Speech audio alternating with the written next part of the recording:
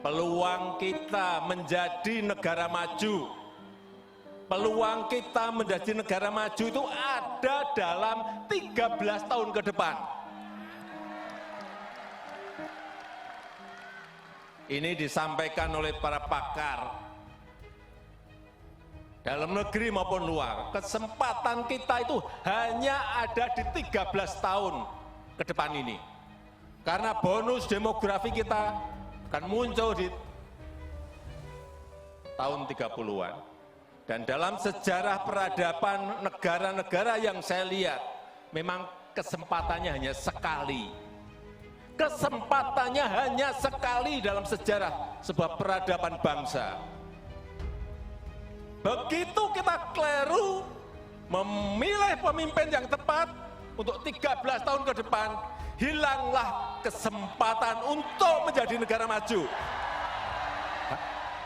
Hati-hati mengenai ini, hati-hati.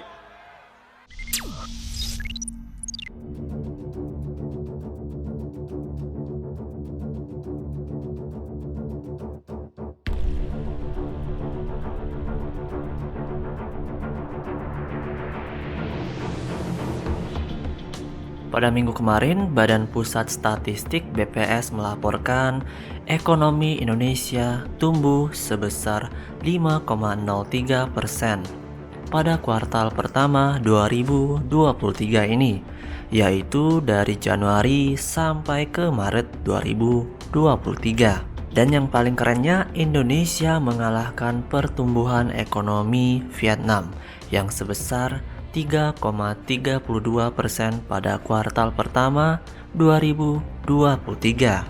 Tapi jika kita bandingkan dengan kuartal sebelumnya, ekonomi Indonesia terkontraksi 0,92%. Kita harus tetap optimis, harus optimis itu. Tetapi hati-hati dan waspada. Karena apapun angka-angka yang kita miliki, Indonesia pertumbuhan ekonomi di kuartal kedua kita termasuk yang terbaik di dunia, 5,44%. Deputi Bidang Neraca dan Analisis Statistik BPS menyampaikan produk domestik bruto Indonesia atas dasar harga berlaku sebesar 5.071,7 triliun pada kuartal 1 2023. Jika dilihat atas dasar harga konstan ADHK, PDB Indonesia mencapai 2.961,2 triliun. Secara kuartalan, ia menilai kontraksi ekonomi Indonesia merupakan hal yang wajar. Pasalnya, hal tersebut juga terjadi pada kuartal pertama tahun-tahun sebelumnya. Sebagai contoh, ekonomi Indonesia terkontraksi 0,94% pada kuartal 1 2022 kemarin. Sementara secara tahunan, pertumbuhan ekonomi Indonesia meningkat secara persisten di atas 5% sejak kuartal 4 2021. Ini menunjukkan bahwa pemulihan ekonomi di Indonesia terus berlangsung dan semakin menguat. Kalau ekonomi Indonesia tumbuh 5% terus-menerus sampai tahun 2045, kita bisa menyaksikan Indonesia menjadi negara maju. But anything you advise to us, we very welcome. But one thing, don't disturb our economic growth. So whatever it is, because at the end, we have to create job opportunity for the people of Indonesia. Similar also to the other ASEAN countries. Selain itu juga BPS juga mencatat semua sektor bisa tumbuh seiring dengan peningkatan mobilitas masyarakat. Pertumbuhan ekonomi juga didorong oleh peningkatan kunjungan wisatawan mancanegara, terselenggaranya beberapa acara nasional dan internasional. Seperti kemarin KTT ASEAN, nanti itu masuknya ke kuartal 2 2023 ya. Ada juga sektor yang mengalami pertumbuhan tertinggi adalah transportasi dan pergudangan mencapai 15,93% year on year. Posisinya diikuti oleh sektor akomodasi makan dan minum yang tumbuh 11,55% year on year.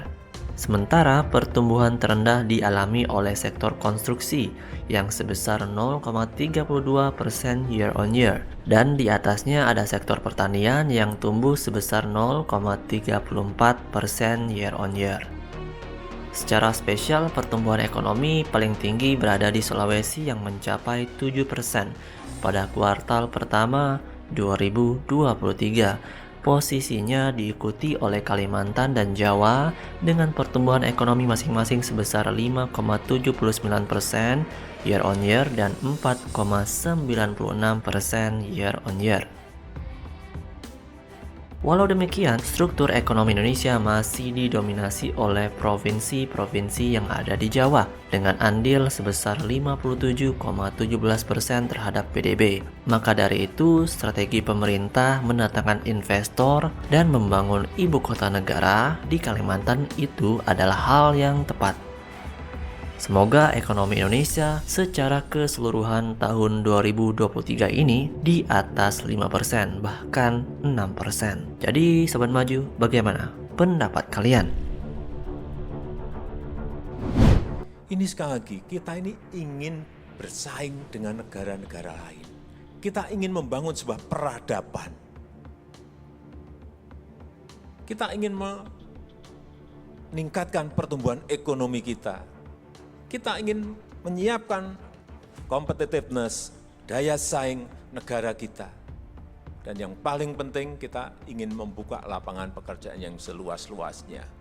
Kalau fondasinya tidak ada, hal yang fundamental ini tidak kita bangun, jangan bermimpi kemana-mana. Kalau Anda lihat visi Indonesia 2045 menjadi negara maju dan pusat peradaban maritim dunia. Sekarang kita melihat 2030 saya kira kita akan keluar dari middle income trap. Kita akan bisa. Tadi sudah sebutkan $10.000, which is saya kira bisa lebih. Kita sekarang hilirisasi baru di nikel ore. Kita akan masuk sekarang dengan di timah. Kita akan masuk nanti boksit. Kita akan masuk copper. Kita akan masuk lagi di bidang lain. Dan kita sekarang. Karena inilah yang akan menjadi lompatan besar peradaban negara kita. Saya meyakini itu.